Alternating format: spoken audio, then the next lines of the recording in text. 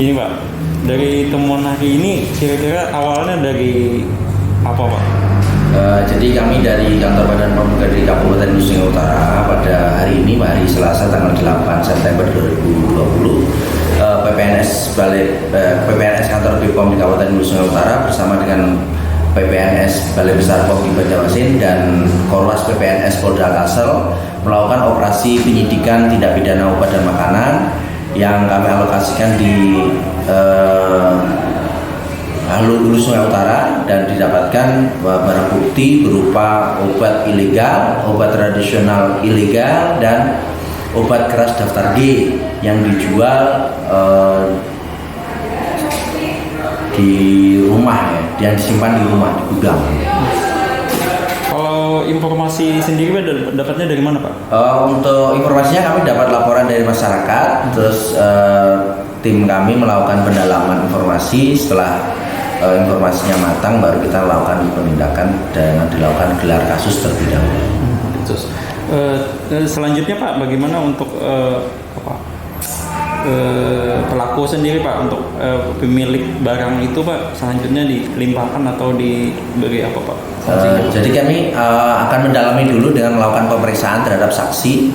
Setelah itu nanti akan kami temukan tersangkanya. Setelah tersangkanya ditemukan, nanti akan dilakukan BAP terhadap tersangka, dan dengan jumlah barang bukti yang ada, maka dan apabila sudah memenuhi unsur tidak pidana, maka akan dilanjutkan ke tahap penyidikan.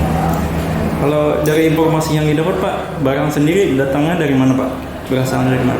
Kalau dari petunjuk yang kami dapatkan berupa surat-surat, nota, termasuk juga dengan faktur, didapatkan pembelian untuk obat tradisional ilegal dan obat legal itu belum ada keterangan sih. Jadi perlu kita dalami lagi dengan melakukan pemeriksaan terhadap saksi. Terus terakhir Pak, pesannya buat masyarakat Pak terkait barang-barang ilegal dan yang tidak punya segalanya itu Pak, bagaimana? Iya.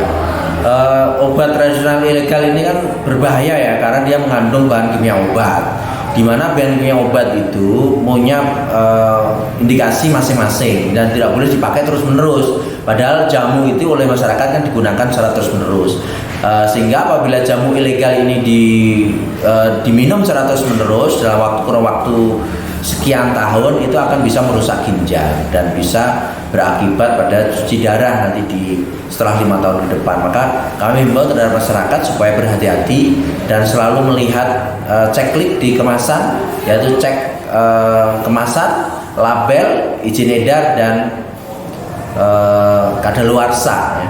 Sehingga jamu yang dikonsumsi ini dipastikan jamu yang legal, terdaftar di Badan POM.